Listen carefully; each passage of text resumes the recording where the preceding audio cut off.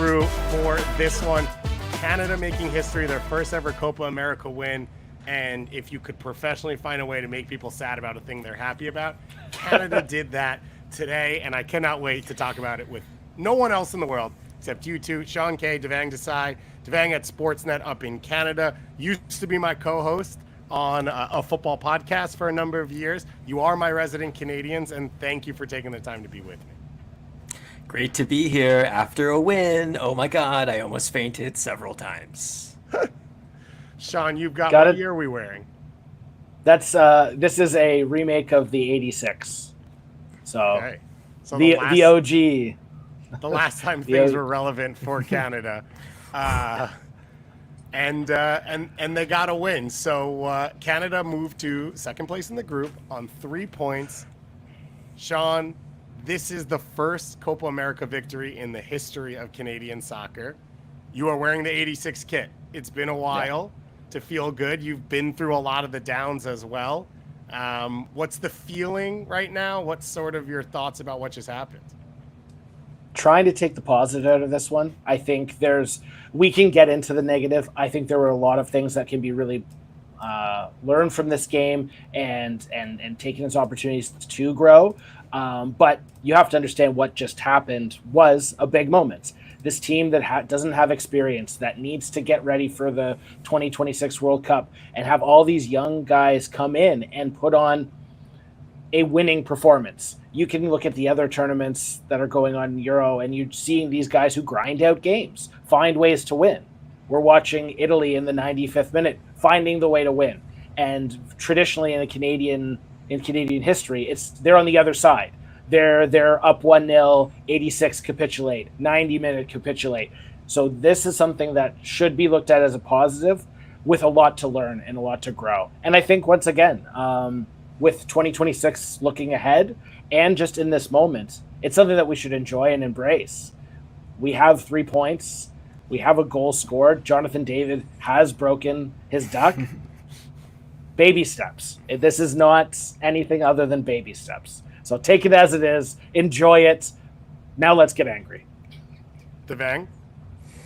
I think that's well said. I think I was ready with my obituary for this team at this tournament, ready to go at halftime. And I was very alarmed, I think, at what we were going to do after halftime. And with the changes Jesse March made, I think I was really comforted, even without the goal, which is saying, I know that's bold to say, and it's easy to say now that they've won and it's 1-0 Canada over Peru. But just the fact that he was willing to do that, I think, was big for me watching as an observer, and also trying to maybe compare a little bit to what we had previously in the past regime. So it wasn't pretty. I think in the last 10 minutes caused several heart attacks and I wanted to vomit, but there's enough here to take something away from it. Real feel of 103 degrees at this game that kicked off at 5 p.m. local time, 50% of the field in the sun. The assistant referee will be able to attest to that. The assistant referee collapsed going into halftime, so we hope he's doing well. And I don't want to assume anything or say anything that's inaccurate, but it feels like it's not a coincidence that assistant referee was running up and down that line in the pure sun for what is a heat advisory right now in Kansas City to not be outside until 8 p.m. And this game was played in that heat. So I think that has to be in the context of, let's start with the first half. And then, Devang, as you said, halftime changes, game shifts. You get the goal in the second half. You get the red card as well. In the first half, no pressure, no ball pressure in central midfield, I thought was the worst part. They tried to press along the sidelines a little bit. It wasn't really there. That's slightly understandable. And then a complete mess along the back line as you see Derek Cornelius being one of the ones taken off. Sean, everything that was right about the Argentina game didn't exist in the first half. Yeah, it really felt like the cohesion that I've seen in the last few games under Jesse Marsh in the midfield between Estacio and Kone, that just seemed disjointed. Yeah. And I don't know where the disconnect was, whether it was the pressure that Peru was putting on, the heat, or Kone just having an off game. He's a 22-year-old kid who has been known for not taking games off, but having a poor performance here and there, and that's sort of why been his knock on his game. So I don't know if it's the fact that the Peru sort of dominated in numbers and they needed to bring that extra man in, and Marsh adjusted. But it just felt like the spine from top to bottom was being affected, because even we were screaming via text that like David was like checking back every single time to try to break something out, and it's just like, but that created imbalance elsewhere, and it didn't feel right. The width that was available through Alistair on the one side, Miller really didn't find any joy there as well. It just felt disjointed. And once again, it could be given up to Peru showing up and knowing how they would play and playing properly. And it could just be the tighter pitch. I had mentioned this to you, and once again, I'm still trying to figure out what happened. But it felt like the pitch was a bit tighter. And once again, could have been Peru's press. It could have been that KC dropped the lines in, but it just didn't feel like anything was going. You were doing full CONCACAF research, like finding the erase lines in the box that look like the top of the 18, which they did. I'm looking at the stadium. It's a soccer-specific stadium. I get what you're saying. It did feel like maybe one of the end lines got shifted forward, but the other one maybe was extended. But we can go count it. I'll go walk it for you here in the U.S. Devang, you texted and said Marseille withdrew their bid for Ismail Kone in that first half. Like, it just feels like at a minimum, okay, the game's against you. Like, go run around, right? Run into someone every once in a while. And there were moments where they cut to Kone, and he just was kind of in a daze throughout that first half. Yeah. And that is a huge drop-off from what we saw a few nights ago. Big time. And I think you mentioned the heat, DG, and I wonder if he was one of those guys affected by it, because he did look like he was in a daze at times. And I was getting texts from multiple people, not necessarily big soccer fans, asking, is this the guy that's going to make a big move next in Europe again? Because he didn't look right. I kind of, it felt like they were intentionally trying to target Miller and Kone in the beginning, and going down that side and establishing a rhythm and seeing whether it worked or not. And it just looked so disjointed. I don't know about you guys, and I wonder if I'm in the minority here, but I didn't think he was overall that great in the Argentina game either. I think he got better as it went along, but I thought he started kind of similar to this game as well. And I think going forward, this pivot, like, obviously it's a very important part of this team, but like, I know he wears the 10 jersey, but God, we could use a 10 in this setup, like an actual one, because I think the midfield release point and the valve and everything working better happened when Kyler basically operated as kind of a 10, sort of. So I feel like we're missing a key cog, and we're working around it. And if one of those two guys, I didn't think Eustachio was that much better in the first half. Oso coming on was big. I'll credit Marsh, but if one of those guys is off, I feel like there's not enough to carry them through, and it felt like the field was tilted really heavily against them. Yeah, Jonathan Osorio has been in this place now for 4 years, where like, on paper, put out a fire. On paper, he's not one of the 11 best players in the Canadian pool, especially in those positions. And he consistently performs better than the other guys. Especially for Jesse Marsh, right? And I go back to this all the time, but like, it is the easiest way to explain him is like the halftime speech against Liverpool with Salzburg of like, make them feel you, right? This game is our life. Like, just like make the other team hate playing against you. That's Jonathan Osorio. Like, that's a definition of who he is. Plus the little bit of quality that he has. Like, he's clean on the ball. He's fun in possession. He's going to be able to beat guys 1v1 or get out of tight spaces at a minimum and try and play a ball. But it's really hard to say who comes off the field. And I think that's where you feel, so far, only 4 games, Jesse Marsh being stuck of saying, and I guess I'm wrong here, because he took Tejan out of the starting lineup. And Tejan's on the books in Serie A and like probably is a big time player, but it feels tough, Sean, to think that he's really not going to start Jonathan David and Larin and Eustachio and Kone and like all these guys.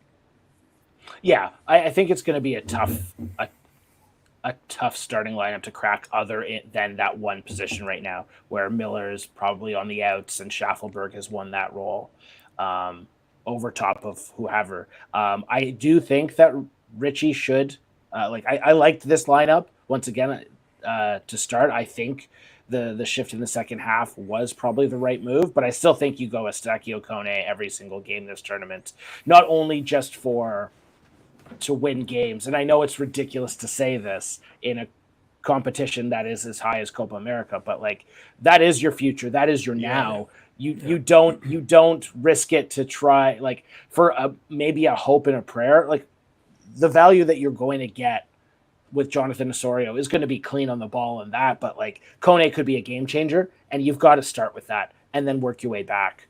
So I think the only spot that I can see once again is Schaffelberg getting into the 11, because he's doing everything that you want from a winger. He's everything that you want from Alphonso Davies playing left wing. I am curious though, because I think it was a big deal that they changed the leadership council, and some of the guys that were big the last round weren't necessarily included, and Oso was one of those guys. I think it's kind of a big deal that in this midst of basically the first big fire, if you don't get a result here, it's a bit of a disaster. He turned to him and he performed quite well. And I think that says something about someone like Jonathan Osorio, just character-wise, which we know. Like, we've known him well. We've known him for a long time. Like, it's not a surprise, but I think he's fine coming off the bench, and that's okay. Like, the ceiling with Eustáquio and Kone performing well, who knows where that is, right? And I think we have to keep trying to see if we can get it, whether or not that includes some horrific midfield play in between. You guys know this better than me, though. Greg Vanney tried to not start him for 4 straight years and ended up starting him in big games because he wins it. Like, this is who he is. He wins his spot. Yeah. He performs well. And you can have a conversation for 363 days of the year of, like, what's your team and what's your ethos and what's your future and what do you want? And it's like, you get down to the field and it's like, I want the guy that I know is going to step up today and I know is going to perform. Now, I'm not sure if I'm working it out that it's even for Kone and Eustáquio. I think I'd actually push Eustáquio a little higher and play him like Sasha Kljestan played under the Red Bulls as a 10, and then maybe someone else comes off the field. So it was Tejan last game. It might be Liam Miller in this game, and you leave Fonzie higher, or you move Jonathan David out wide, whatever that is. I think all of those are options. Before we get even further into this, it was a red card on Lopez, right? Like, it's a headbutt. It's a red card. It's not like the worst thing that's ever happened, but the first half, the VAR, the whole thing, it's a red card, right? Yes. Yeah. Yes. I'm just making sure I'm not out of my mind. The only thing I'll say is, like, sorry, Sean, but like the only thing I'll say is, like, Alistair Johnston just being him. I'm sure there was something happening that, like, the people on the field maybe were like, you know what, maybe. But every other time we've seen that, yes, I think it's a red. I think they were managing the game, which I see this in NHL hockey all the time, and it sickens me. But I think they're like, we can't do this now. We cannot take a player from Peru off the field right now because of the stakes, which to some degree I like. But in this case, what the heck? Yeah, it was absolutely a red card, but I once again am sitting here with a Canadian soccer jersey on. Yeah. I've never seen it not called, but at the same time, I think the game flow went the way it should. There was a red card later in the game that sort of created that moment. Once again, a second yellow, but nonetheless, I think it worked out in the end. Okay, so out of halftime, Devang, you talked about the subs. Kamal Miller comes on for Derek Cornelius. Jonathan Osorio comes on for Ismail Kone, and Jacob Schaffelberg comes on for Liam Miller. So it's a change basically in 3 different phases of the field. Kamal Miller playing like for like as a center back, Oso alongside Eustáquio, and then Jacob Schaffelberg goes out left, and Fonzie dropped deeper, right? Am I getting this right? And then Richie moved over? No, that was later on. No, Richie moved over at half, and then Tejan came on for Richie later on. Right. All of them pretty much worked. Let's go one by one, though. Let's start with Schaffelberg, because you were texting about the Maritime Messi. We live in a Schaffelberg world. It's right kind of real. I know we joke about it. I just want to say this off the top. I know we joke. Maritime Messi, ha ha ha. Like, and I believe we called Ryan Gauld a version of Messi on our old show, a Scottish Messi. But can we not agree that he changes the game in a way that no one else on our team can do at this moment. There is no one else like him on this team. And I mean, in some ways that's bad, and I know we have to deepen the player pool, but in other ways it's like, do you want to start him? Is this the best way to use him? Like, I part of me thinks that the sub role is almost best for someone like Shaft. I know it's not looking great when he's not on, but I don't know what you guys think about that. I've had that inner monologue myself in the sense that he has come on as the super sub and really changed the speed of the game at a time where, once again, everyone's slowing down. And so it really creates this great opportunity. But at the same time, the Canadian team is not creating chances unless he's on the field. And he's stretching that field the way that the field should be stretched. We have, the frustrating part out of all of this is that you have guys that should be game changers in Alphonso Davies and Tajon Buchanan who are burners, who can stretch the field. But now, once again, I'm not sure why, whether it's be coaching or tactics or what have you, they're deciding to cut inside. They're trying to take every man on rather than just using the pace to get around them. Where Schaffelberg's just like, well, I'm going to win every time and I'm going to put a ball across. And yes, our 4 out of the 7 balls that come across, hands up in the air, what's going on? But there are 7 but there are 7 opportunities that if he's not on the pitch, I don't know if there's going to be that opportunity. 100%. So it's his speed is his greatest asset. It is, I don't want to call it world class because I don't know, but it is as good as anyone in this region, and it's as good as anyone maybe in the hemisphere. He's going up against Peru. He's going up against Argentina, right? You're talking about not just CONCACAF. You're talking about CONMEBOL. You're talking about the World Cup champions. He is still an elite speed player. I have 0 notes for the first half, so I take notes either big things I see or big moments. I have 0 notes in terms of moments for Canada. In the second half, I have about 7. 5 of them are Schaffelberg. 4 of them are, what is he doing? But he's in the spot. It's Schaffelberg gets it on a big switch. He played that early ball into Laren's feet right on the end line. I would have pulled it back. I wouldn't have done that. Then Schaffelberg breaks into the box and he tries to play Fonzie on a pullback, but he stares at him for so long that the defender intercepts it. Then in the 85th minute, he breaks into the box. He doesn't really have an option. And so he just whips a ball across to no one, which Tajon picks up on the other side and ends on a Jonathan David whiff on a pullback, which is not Jacob Schaffelberg's fault and is an absurd moment anyway. I think you are right. In right now, the dice roll that one of Jacob Schaffelberg's things will hit versus nothing happening, the bet is probably safer that you're going to get that one Schaffelberg moment, and you need him on the field long enough for him to do that. And I wouldn't be shocked if he starts because he is the only player who is playing on the front foot. And that's all Jesse wants. And he is the only one who seems to understand it, probably because it's the only way he ever plays. And he only has one speed and he only does one thing. And he's like, oh, cool. This is what we're doing now? Yeah. I've been here all day. It's nice for all of you to show up. He is an experience on his own. And you're right, Devang. We joke about it. We shouldn't. In fairness, coming out of TFC, I didn't know that it would work. And in Nashville, it has clearly been established that he's for real. What he does, he can do anywhere. And it is good enough to affect a soccer game at many levels. Think of the marketing we missed out on at TFC. Holy cow. That mullet changed everything. Yeah, it did. In Kansas City, right? In Patrick Mahomes' home. Yeah, he dons the Mahomes cut and shows out.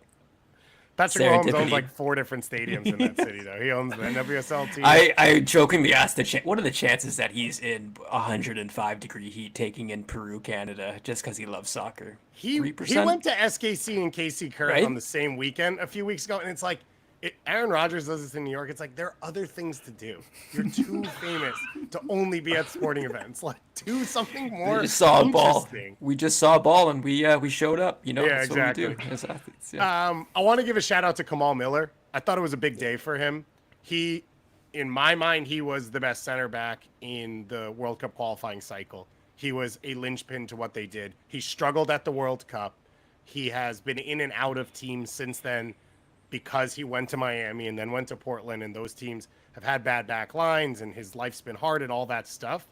He came off the bench and he was no nonsense at a time when everyone along the back line was like very casual about their defending. And we talked about this a lot in the World Cup qualifying cycle on the shows we were doing. Wherever you play Alphonso Davies, you need players around him that can cover for him and react to him.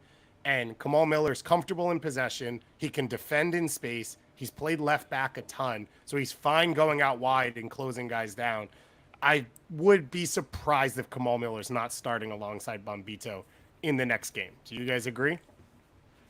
I do.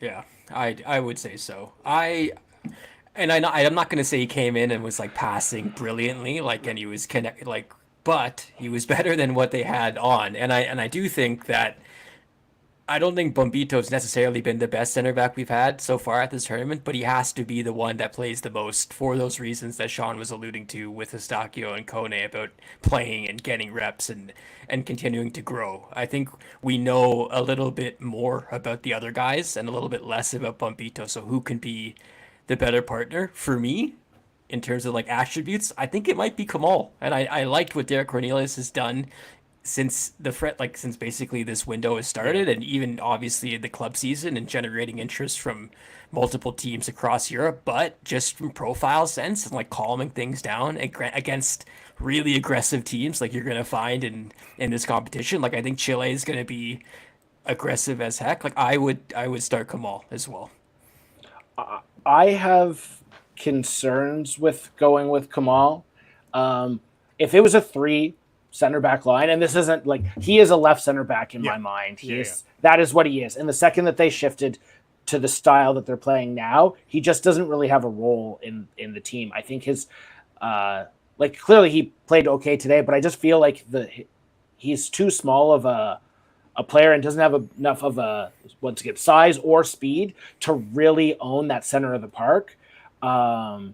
And that's where I think Cornelius has done a really good job alongside Bombito. Today was a struggle, and I'm happy to keep trying it, but that's why I'm not sure that Kamal really fits the style that we're trying to play. I just don't think that he has the style that plays well with Bombito, because I think Bombito is CB1 on our team, and then it's sort of trying to fill out how that goes, because he's such a presence in the middle of the park. He wins so many headers. He's just what we've been. He's basically stepped in for Vittoria? Is Vittoria. Yeah, thank you.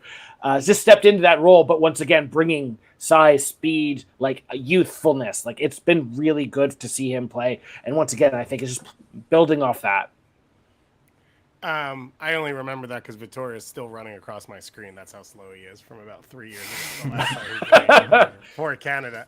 I don't disagree with you. I will say though, because Bombito can do things Vittoria couldn't, I think it opens the door to have Kamal Miller in the team, because he doesn't have to dominate in some of those facets if the way it's set up, or the way it could be set up. But you are right in that when Kamal Miller broke into Montreal and broke into this team, he was playing in a 5 center or 3 center back, 5 in the back on that left side, which is his best role and probably isn't how this team's going to play. They could, right? Yeah. You could make Alphonso Davies your left wing back. You could make Jacob Schaffelberg your right wing back. You could play Alistair Johnston as a right center back like he did at the World Cup. It would set up the midfield the way I'm talking about, maybe with Eustachio a little higher in front of 2 other guys. I think a lot of that could work for you.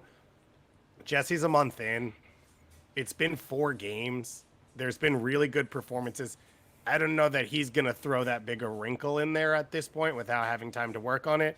Announced earlier today, Canada will play the U.S. in the fall in a friendly, I believe, here in the U.S. U.S. Open, you know. This was for you, Devang, as well. Thank you so much. Maxime Crépeau, should we do a little celebration here? Oh, we have in the chat on YouTube from Callan Cahill says Crépeau is the GOAT. We can now officially retire the haunted sweatpants of Jan Borjan.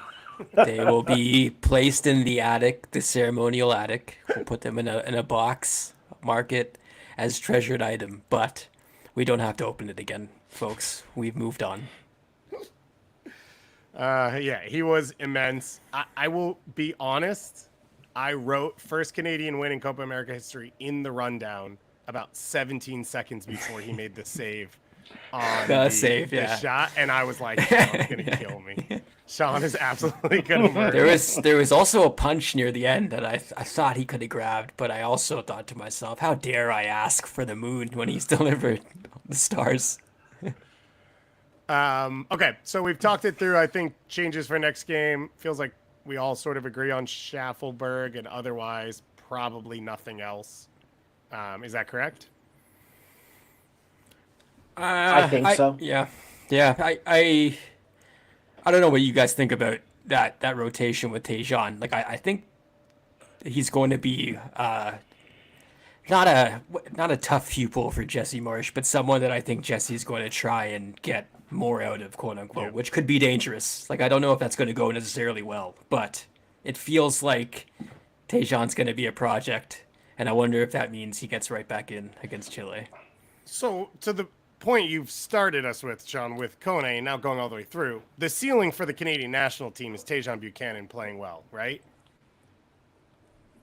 Yes, absolutely. So why is he not immediate? Why is he not in this team? I think I have seen enough of a sample size from Tejan over the last while. Like I'm saying, going back to World Cup campaign, all that I feel like he has not provided the value that you expect from him. So this isn't like a 2-game tough spell in and out. And once again, I would need to go back to the tapes to confirm this, but I just feel like I haven't seen a Tejan Buchanan wow game in such a long time. And I continually sit here scratching my head. Where was this advancing, blazing winger that got all these opportunities in MLS in early days in Europe? Where did that go? And that's why I wouldn't give him the leash that I would give to others. Honestly, the last game that comes to mind is 2021 Gold Cup, the semifinal against Mexico, where Canada kind of gets robbed and he scores the goal, which was without Jonathan David and I think Alphonso Davies in that team.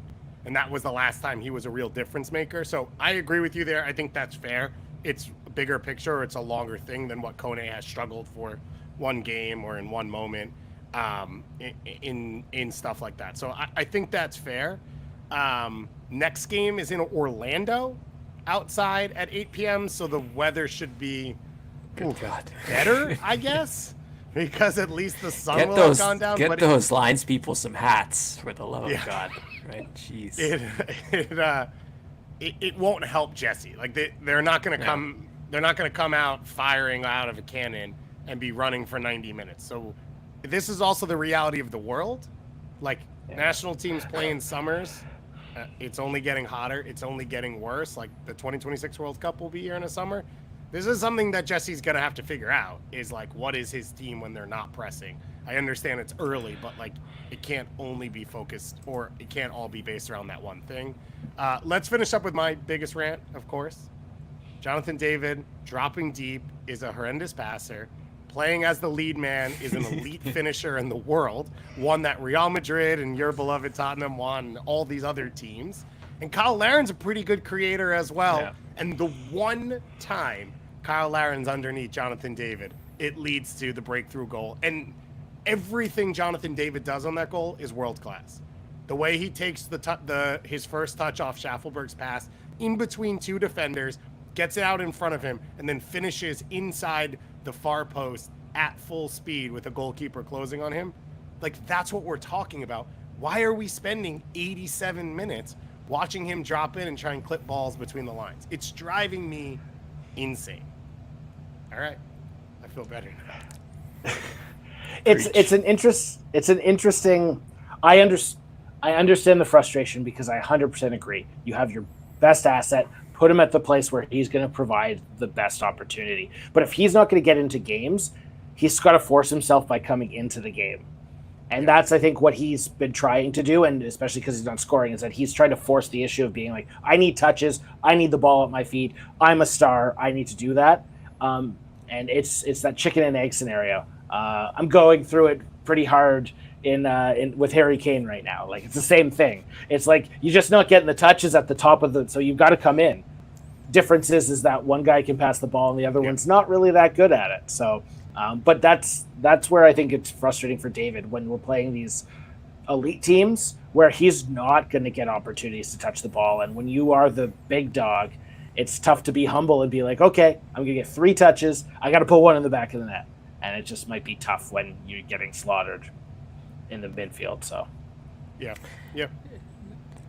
This game is just cemented again to me that like Kyle Aaron is not placed high enough when we do our rankings of importance to this team and like whether or not they do well. His play is never put high enough, and it has to be up there for Canada to do well. And he's done it before, but I don't know how fit he is. Like I didn't see him like. I mean, again, it's incredibly hot. He's played a long season. There's a lot of things going on, but like, can he drop deep? Can he make those movements that JD's making? Like, I wonder if there's some conservation going on between them. But you're right, DG. And like, I really want to see like great Kyle Aaron before this tournament is out because it'll remind people how important he is.